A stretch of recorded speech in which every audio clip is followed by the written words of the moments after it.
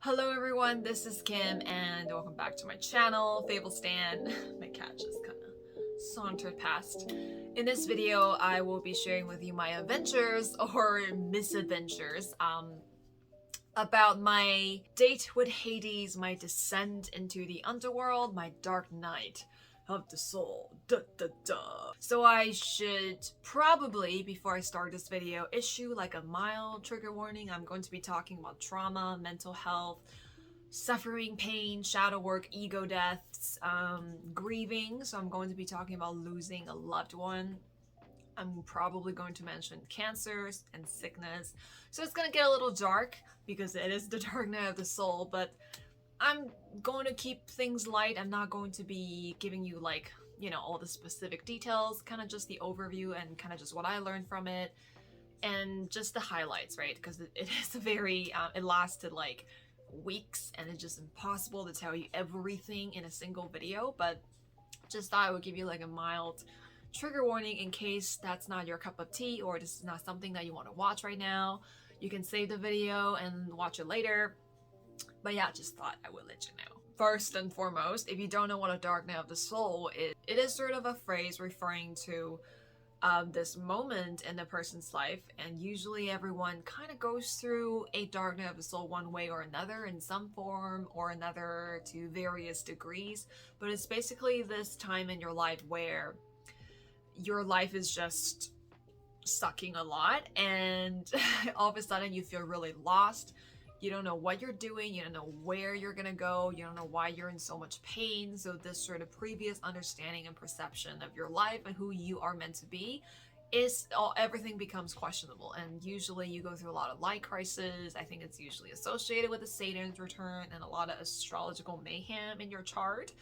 But it's basically a sort of period of dark trials in your life where you really need to kind of re-examine who you are and where you're headed, and where the previous ideas about who you are all come crumbling down. So it's a very chaotic time. It's a very tumultuous time, but it's also a great time where you crack open to receive lots of healing so you can find your inner truth, your inner light, and love for yourself. So it's kind of like a massive tower moment if you study tarot. You're familiar with a tarot and the archetypes. It's basically a massive tarot moment where you go through destruction in order to go through rebirth. So it's death and rebirth.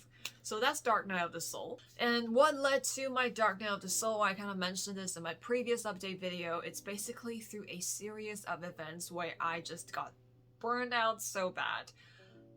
And I was just like, this is not how I want to live my life. And this is just a terrible place to be. That was probably my rock bottom.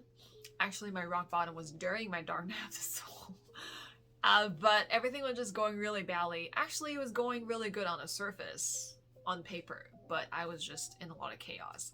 So, long story short, in 2020, on top of the clusterfuckery that was 2020, that was COVID-19, on top of the collective crumbling, the collective dark night of the soul, even, the collective sort of unbecoming, I was going through a lot of personal crisis. I was, just busy, caught up with hustle culture. I was stressed out from being a perfectionist, overwhelmed all the time. My health was really bad. My mental health was really bad. I had to end a friendship, and that was just like the cherry on top of all the other relationship trauma that I've experienced but didn't fully process. I launched Spirit Machine Cards and Oracle, which is supposed to be a good thing, and it's still a good thing. But at the time, I couldn't feel anything. I couldn't feel the success. I couldn't feel the congratulations. I couldn't really celebrate my achievement because I was just so lost. And I was so stressed out because I just could not give myself a break. And it's like on the surface, everything seemed to be going well. I launched this amazing campaign. I even though I said goodbye to a friend, but I was sort of finally started to address my victim mentality. I was getting a lot of growth. I was getting a lot of personal empowerment. I was getting a lot of money in the time of crisis where everyone was, having a difficult time with their jobs or with their work situation, with their financial situation. I actually got an amazing break through that Kickstarter campaign that I launched. and everything looked really good on paper. I thought I was supposed to be happy. I thought I would finally feel secure, and I thought I would finally feel enough. But the truth is, I couldn't feel anything. I was dissociated, I was stressed out, burned out, overwhelmed. And I realized that as I say this, it sounds almost normal, right? Because when you're working really hard, when you're hustling, when you're experiencing a lot of success, of course it's not going to come easy, right? Of course there's going to be hard work involved, you know, especially that I embarked on an entrepreneurial path. You know, I'm sort of running my own business, so there's a lot of things involved in that. So it sounds almost normal to be experiencing stress because everybody experiences stress, right? But it was just, it got to a point where I was so unhappy. I didn't know what I was doing. My health was declining, and I just felt like I was doing so much but also nothing at the same time. And I didn't know what I was doing. And I got so tired of myself complaining and bitching about being overwhelmed all the time, because I was noticing that this is a pattern. I don't want to live the rest of my life being stressed out and overwhelmed. That was my initial thought. That was what prompted the dark night of the soul, was just me thinking to myself that this is not working. My life is not working. And I thought I would be happy now. I thought I would finally feel safe and happy after achieving so much. But that was probably part of the problem. And I thought, this is bad and this isn't working. So, you know, when you're asking, the universe delivers. And the universe delivers sort of the ticket, like the invitation to my dark night of the soul, my unwilling but really willing, unbecoming then becoming of myself, in the form of Sary, my sovereignty coach. I met her randomly from this online community that I was part of, and I got a free session, a coaching session from her. I honestly did not know what to expect, but just from that one free session, I was cracked open. Like, she cut through so much of the bullshit that I put on myself, and so many just layers of identity that I thought I needed to uphold in order to be whole, in order to be seen and feel enough. She cut through so much of that. And then I just feel like the tectonic plates of my identity shifted and cracked. And it literally felt like light going in and air going in and pressure coming out. So I experienced this brief period of euphoria, which is pretty common right before you kind of get plunged into the dark night of the soul. You know, I learned that this is pretty common for people. It's kind of like the calm before the storm, right? So I was like, oh my god, this is great. I need to do more sessions with her. So I signed up to do 3 months of coaching with her, and wasn't sure exactly what was going to happen. I knew it was going to be good because she was really good. She still is very good. I'm still getting coaching from her. Yeah, and she was basically there to support me and guide me and offer me a lot of wisdom, tell me to do a lot of excavation work, diving into my psyche and looking at all of these different ideas, limiting beliefs about myself, about my life that was holding me back. And then just allowing all of these unprocessed feelings and trauma to surface so I could really address them, so I could really take a look at them and not run away, so I could really just feel them, give them love and healing, and transcend them and become the next version of myself. So what happens during my trip down to the underworld? I'll give you some highlights. Okay, these are some of the major things I learned, some of the like the major highlights, right? There's just so much to this. It was just this big, messy, chaotic soup of a trip, but I'll just give you some of the highlights. One of the highlights, which consists of so many different aspects, was just shedding the masks and basically going through countless of ego deaths. And I cannot even tell you how many I've gone through, how many sort of masks or facets of myself that I needed to recognize and see, and also just sort of deconstruct and unravel them, and just really see that, oh my god, this is just an image, right? This is just a mask I'm wearing. This is just a persona. This is just an idea of me that I felt the need to conform to, and it wasn't really an authentic expression of who I was. It was sort of trauma informed. It was informed by past experiences. It was informed by what is considered good in my culture, in my society, in my relationships, all that. So a big part of my dark night of the soul was going through the countless ego deaths is just picking apart the things that I thought I needed to be. For example, I really had to confront my good girl persona. You know, the good girl who needs to be perfect, who needs to be good at everything, who needs to be super considerate, super giving, who needs to appear to be so polite, who needs to be polite, who needs to be compassionate and kind to others without thinking about herself. So there's the good girl persona. I also had a perfectionist. I also had a good student, the know-it-all persona, where I could not admit to myself that I actually needed help, or I need more research, or it's actually okay to not be good at something when you're first trying it out. So there's a good student, and then what else? There's also the hustler persona. You know, this is another mask that I was wearing: the hustler, the entrepreneur, the girl boss, and so many. I EG'd so many times, EG being ego death. I EG'd so many times, and it was frightening that to witness just how much I am letting a program or letting programs run me. I'm not actually actively making decisions based on my free will, because it wasn't aligned with my authentic power and my authentic vision of who I am. It was just who I needed to be, who I thought I was supposed to be. I was supposed to be this person who was perfect, who was hardworking, who was a hustler, who was a good person. I think we all want to be a good person because we were taught that in order to be loved, we have to be good. So that was a big doozy. I had to sort of just shed so much garbage that was just keeping me narrow and tamed and closed in and conforming and unhappy and stressed out. I was just in this box, this prison of my mind, being dominated by these puppets, these masks that I needed to put on, that I thought I needed to prove on in order to feel enough, to be loved, to be validated, to feel safe. So a big part of my Dark Night of the Soul was just unpicking those ego masks, those ego identities, and understanding what they are, understanding what created them, because ultimately they're really, you know, like they serve a protective function, right? Because it's usually when we were kids, we experience some type of stress without resolution. So it becomes trauma. So then we develop these personas or identities to help protect us. So it's a coping mechanism. It's a survival mechanism.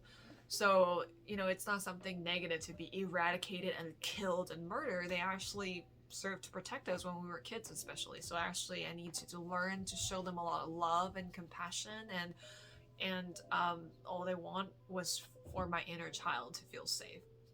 So learning how to communicate with them, learning how to integrate them, learning how to embrace them, learning how to love them, learning how to reassign them, give them a different job, or transform them, change the energy, change their programming. So much went into like shedding these ego masks, you know, so much went into like, you know, these EDs. Did I say EG earlier? I meant ED, ego deaths. Like ED'd, I ED'd. I kind of like saying that. It's like a really cute, clever shorthand, if I do say so myself. So I learned how to ED. I ED'd so many times, and that was one of the biggest highlight of my Dark Night of the Soul. Another major highlight that something that I learned from my sovereignty coach, Sary, from my Dark Night of the Soul, was there is an entire sort of culture and world and mechanism, just so much more when it comes to being a people pleaser. And when people think about being a people pleaser, you know, you think about like being a doormat, being a pushover, not knowing how to set boundaries. All of that is true. But something that I learned that really changed my life, that really changed my whole perception of the problems that I tend to face in relationships, especially with people, even in business, was me being a people pleaser. And that it wasn't because I was weak or that I was stupid, or I couldn't practice the wisdom that I preach, or I sucked at boundaries, or I was some kind of failure. I just wasn't confident enough to speak up for myself. people pleasing is actually a trauma response. It's a fawning trauma response. It's actually an automated response that your nervous system has in response to danger. So this is why sometimes if you relate to being a people pleaser, you get those moments where you encounter a stressful situation or some type of confrontation where you are, where you needed to communicate your boundaries with another person, or when you want to say no but you ended up saying yes. So that feeling of like having experienced that, afterwards you're like, why did I say that? Why did I say yes? Why did I do that? Why did I trip on same old rock again? Is literally like, it's not because you were weak or you were physically incapable or stupid. It was actually because, like, in some way you were actually incapable of saying no because your nervous system was signaling you danger. That was actually your brain's way of keeping you safe, and it's encoded into your nervous system. It's actually a survival mechanism. And of course, it's not to say that, oh, you're doomed. This is something that it's stuck with you forever. That's not true, because we can resolve the stress in our nervous system. But this has nothing to do with your character. This is everything to do with healing and shining a light on the trauma that is stored within your nervous system and the memory in your nervous system, and becoming trauma informed and learning coping mechanism strategies. Actually, you don't want to cope forever.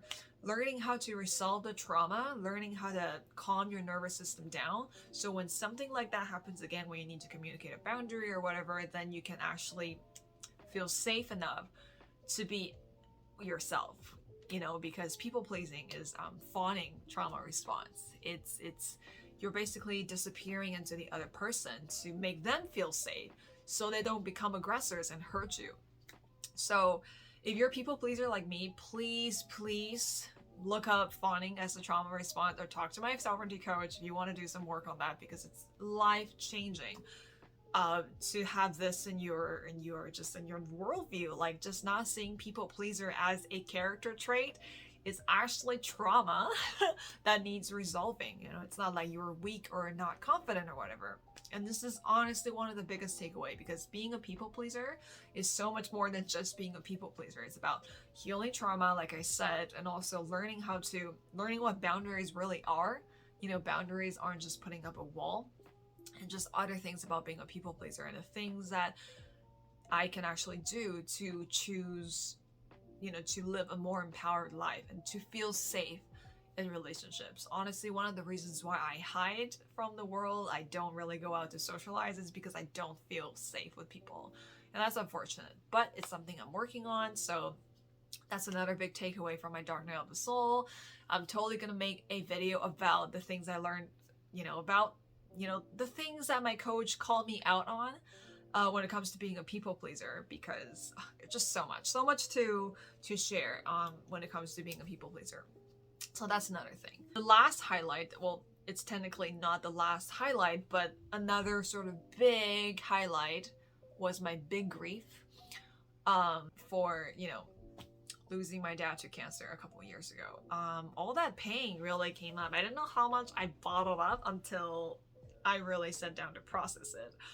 So another thing that came up was just all the pain and just absolute trauma, horror, and just deep suffering and deep pain from losing my dad to cancer. That was another thing that I really had to process. And honestly, that was probably just the lowest point ever in my life. I mean, it was horrible enough at the time when my dad passed away, when we have to, me and my family, we have to go through him getting sick and watching him get sick and going hospital trips back and forth and watching him get weaker and then fading away, and then just also watching him die on the hospital bed, losing him, and then all that. Everything was just terrible. But at the time, I think my brain was like, Kim can't handle this right now. So I was actually feeling super numb and dissociated when the whole thing happened. And all about all the stuff, all the gunk that was shoved under the carpet all came up during my Dark Night of the Soul, which is a good thing, I guess, because it's basically your nervous system, your brain saying that, you know what, I think Kim can't handle this now. feel like she's resilient enough, she's processed enough of the surface gunk to really deal with this deep, deep, deep, deep pain that she's been bottling up. So all that stuff came up and I processed just, I cannot tell you, like I was just completely debilitated for like a week or so. I just crying every single day. I would be shaking in the middle of the night. I literally had to go wake up my mom to tell her to hold me because I was just in so much pain. I've never been in so much pain before. It was terrible. I feel like I was ripped apart, cut open, stabbed, buried alive. All of that. I could give you so many more descriptors. It was just, I cannot even properly describe to you how painful that was to process all of that. You know, just losing him, witnessing sickness, witnessing death in front of my face. Also just the sadness and grief and just anger and frustration, everything. I felt everything, like every kind of pain, every texture of pain possible that you could feel. Just all came wrapped in the neat package of death, really. So I processed that, and it was probably the hardest week of my life. Nothing even came close. Nothing came close. And this is just the summary version of it. This is just the brief version of it. But oh my god. Oh my god. I never want to go through anything like that again. But having that said, when it was done or done-ish, I really thought to myself, hey, I'm still alive and I'm still okay. I'm still breathing. And I ended up feeling very resilient because I remember thinking to myself, if I could survive this, I could survive anything. And after my dad died, one of the things I really struggled with was severe anxiety about literally anything, and also specifically the world ending. And I'm not talking about like a metaphorical end of the world, although that did happen, you know, emotionally, figuratively speaking. My world kind of ended, the life that I knew ended because my dad passed away. But literally being scared of the apocalypse. You know, if I'm just so scared of like there's gonna be a forest fire, there's gonna be an earthquake, there's gonna be a zombie invasion. I know this sounds really ridiculous, but I was actually so anxious about like terrible things happening to me, you know, things that that are just beyond my control, like a disaster from the weather or nature or a war. I was literally just living in fear and severe anxiety all the time, and on top of like everything else that I was struggling with, it's just really hard to lose someone. You know, you just get so much residual trauma other than the major trauma. Like the whole thing is trauma. The whole thing is just a big trauma soup, right? But you just get so many other sort of symptoms and just side effects of death. And yeah, like one thing that really came out of processing all of that, all the trauma and the grief, the big grief, I call that my big grief, I big griefed, was just feeling really resilient, you know, feeling very resilient. I felt that if I could survive this and process this, I could survive anything, I could figure anything out. Hopefully I don't need to, I mean, but you know what I mean, right? And also just feeling calmer and safer, feeling like literally weight on my soul. It was quite literally weight on my soul when I was carrying all that grief around. So I was able to kind of let myself just open myself up and just lean into that grief and just allow myself to go through it. It was absolute hell. Not gonna lie, I don't want to ever go through that ever again. But it was worth it in the sense that it was necessary and it needed to happen, because you think that you can run away from danger or death if you just don't feel it. And logically, I knew this, but you know, different story when it's your entire body, your entire nervous system, when your brain just thinks that the world is literally going to end if you stand face to face with the monsters in your soul, you know. But that's obviously not true. The only way through hell is through. So you just have to walk through that ring of fire. So I did, and I came off fine. Experienced lots of deep suffering and pain that I didn't know that I could experience, but I'm here and I feel resilient and I feel more at peace. I feel calmer, and yeah, and also having gone through this entire dark night of the soul, for me was absolutely just a blessing. I like to call myself a growth masochist, because even though it's really painful, but deep down inside, or just from this mindful observer perspective, you know it's necessary for your growth.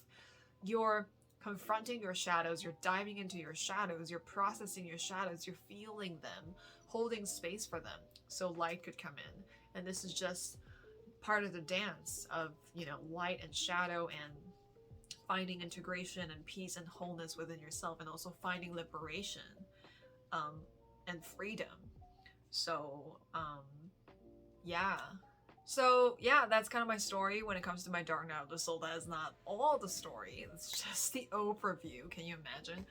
But this is where I am now. I feel like I'm seeing myself for the very first time. I'm so happy to be seeing myself for the very first time, and just seeing myself clearly, not through the lens of some ego mask or persona or societal expectation or trauma informed behaviors and limiting beliefs and all that. Of course, those things still come up. You know, I'm not like completely enlightened and I didn't exit the matrix. I hate it when people are just like, I exited the matrix, I'm better than everyone else now, but I'm still here, checking the comment section. But I'm here, and there's all the space, there's the spaciousness in my life, there's a sense of liberation and freedom and peace, and just more love, like a deeper love for myself and understanding of myself and who I am and what I want to do now. I know I'm a totally different person. I'm like a butterfly emerging from a chrysalis. Actually, I feel like I'm the butterfly still kind of clawing her way out of the chrysalis. I'm still sort of making sense of this transformation that I went through. I'm still trying to get used to everything, these new space, you know? So here I am. I'm present. I'm here. I am excited to see what happens next in my life, even though some habits are still just slow to change and slow to break, but you know, one step at a time. I think a lot of times we expect ourselves to just miraculously change into a different person, but as long as we're taking one step at a time, that's progress. And actually that's more realistic, because as a recovering perfectionist, doing a bit of something every day gets you closer to the goal. Like, what's the phrase? One tiny step is the journey begins with a single step, or whatever. Very, very true, very relevant. And you know, like, a part of me wants to just be like, wave a magic wand and I just have this new life. But you know, like, a new life, especially when you're creating something new, if you're trying to you're trying to live your life in a completely different way, right? You just have to slowly fill up the space that you've just cleared out, you've just created. You have to slowly build, you know, this adventure that you're embarking. You just have to slowly, you know, gather your companions, your sidekicks, figure out where the maps are, what you're gonna do on what quests are you gonna take on. It's a new adventure. So I'm really excited about that, and I'm here. I'm just really grateful to be here, and I can't wait to share with you more about the things I've learned, and also share with you more about the things I'm creating and what's next, all that. And yeah. So yeah, until next time, be the hero of your own story and choose your own adventure. Sending you all the love and panda hugs. Bye!